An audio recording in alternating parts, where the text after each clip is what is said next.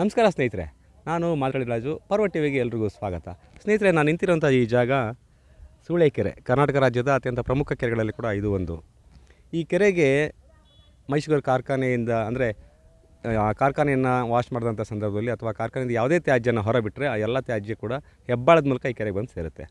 ಮೊನ್ನೆ ಏನಲ್ಲಿ ಕಾರ್ಖಾನೆಯಲ್ಲಿ ಮೊಲಾಸಸ್ನ ಒಂದು ಘಟಕದಲ್ಲಿ ಡ್ಯಾಮೇಜ್ ಆಗಿ ಮೊಲಾಸಸ್ ಸೋರಿಕೆಯಾಗಿ ಆ ಮೊಲಾಸಸ್ ಎಲ್ಲ ನೀರಿನ ಮೂಲಕ ಹರಿದು ಬಂದು ಈ ಕೆರೆಗೆ ಸೇರಿದೆ.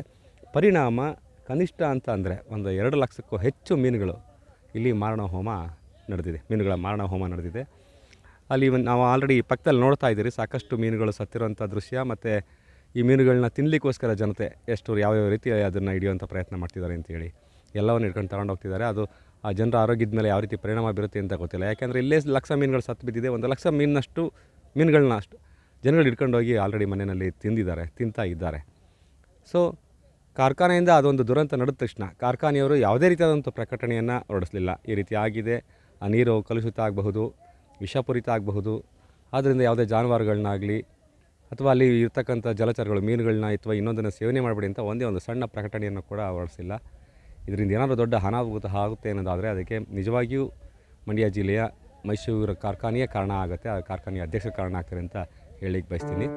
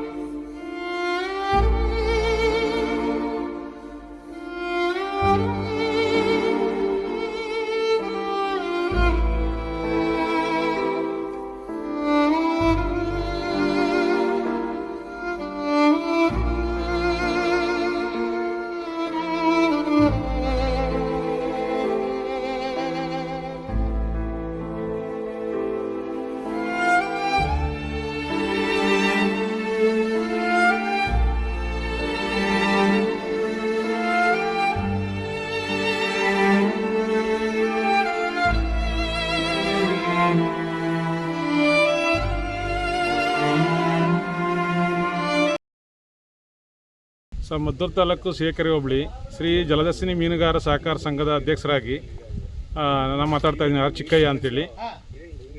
ಸೂಳೆಕೆರೆ ವ್ಯಾಪ್ತಿನಲ್ಲಿ ಬರುವಂಥ ಮೈಸೂಗರ್ ಸಕ್ಕರೆ ಕಾರ್ಖಾನೆ ಕಂಪ್ನಿಯ ಕಾಕಂಬಿ ಟ್ಯಾಂಕರ್ ಒಡೆದು ವಿಷಾನಿಲ ಸೋರಿಕೆಯಾಗಿ ಸೂಳೆಕೆರೆಗೆ ಬರುವಂಥ ನಾಲೆ ಮುಖಾಂತರ ಕೆರೆಗೆ ಹರಿದು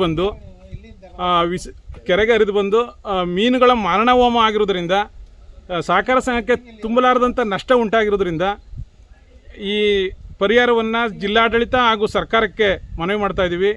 ಈ ನಮ್ಮ ಸಹಕಾರ ಸಂಘದ ಆಗಿರುವಂಥ ನಷ್ಟವನ್ನು ತುಂಬಿಸ್ಕೊಡ್ಬೇಕಂತೇಳಿ ತಮ್ಮಲ್ಲಿ ಕಳಕಳಿಯಿಂದ ಬೇಡ್ಕೊಳ್ತಾ ಇದ್ದೀನಿ.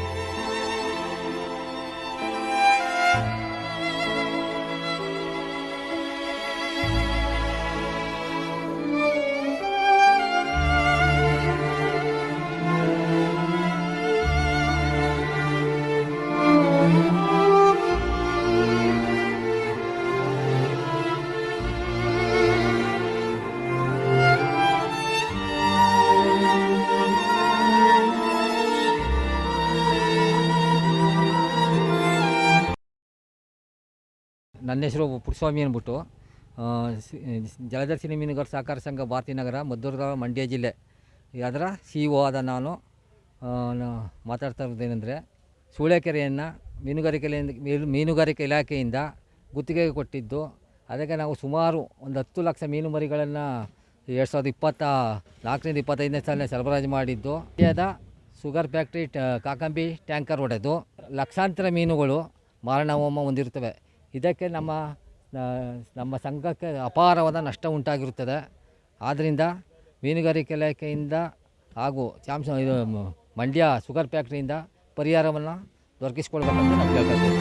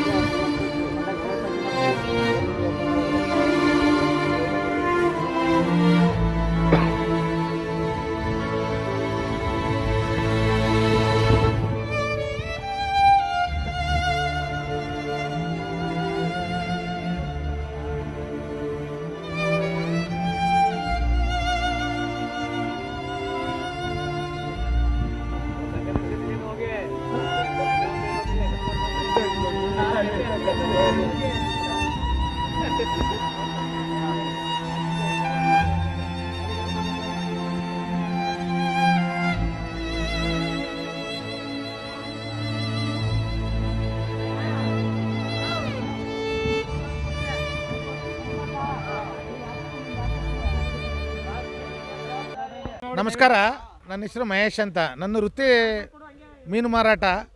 ನಾನು ಮೂಲತಃ ಮಳವಳ್ಳಿಯವರು. ನಾನು ಈ ಸೂಳೆಕೆರೆಯಲ್ಲಿ ಮೀನು ಪರ್ಚೇಸ್ ಮಾಡ್ಕೊಂಡು ಜೀವನ ನಡೆಸ್ತಾ ಸುಮಾರು ಒಂದು 25 ವರ್ಷಗಳಿಂದ ನಡೆಸ್ತಾ ಬರ್ತಾಯಿದ್ದೀವಿ.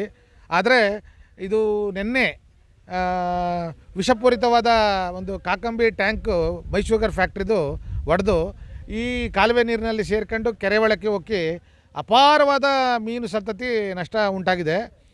ಅದಕ್ಕೆ ನಮ್ಮ ಜಲದಸಿನಿ ಮೀನುಗಾರ ಸಹಕಾರ ಸಂಘಕ್ಕೆ ವ್ಯಾಪ್ತಿಗೆ ಸೇರಿದ್ದು, ಅದು ಗುತ್ತಿಗೆಗೆ ಪಡೆದಿದ್ದು. ಬಟ್ ಈಗ ಅದಕ್ಕೆ ಸಂಘಕ್ಕೆ ಇದರಿಂದ ತುಂಬ ಅಪಾರವಾಗಿ ನಷ್ಟ ಉಂಟಾಗಿದೆ. ಇದನ್ನು ದಯವಿಟ್ಟು ಸರ್ಕಾರ ಇದಕ್ಕೆ ಸಂಬಂಧಪಟ್ಟಂತೆ ಸಂಘಕ್ಕೆ ಅಪಾರ ನಷ್ಟ ಉಂಟಾಗಿರೋದ್ರ ದಿಸೆಯಿಂದ ಪರಿಹಾರವನ್ನು ಒದಗಿಸಿಕೊಡಬೇಕು ಅಂತ ನಾನು ಒತ್ತಾಯಿಸ್ತಾ ಇದ್ದೀನಿ.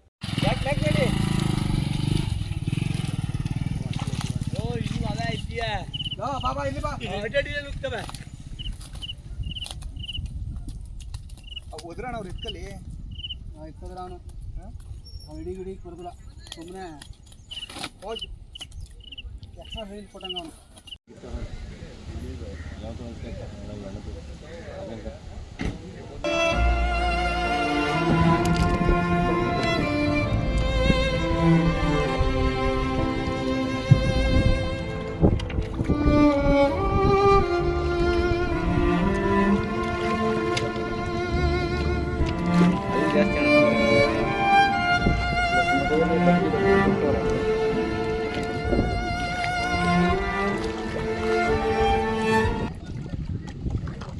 ಮತ್ತೊಂದು, ಈ ಕಾರ್ಖಾನೆಯಲ್ಲಿ ಇದುವರೆಗೂ ನಡೆದಿರ್ತಕ್ಕಂಥ ಸಾಕಷ್ಟು ಹಗರಣಗಳು ನಿಮಗೆ ಗೊತ್ತೇ ಇದೆ.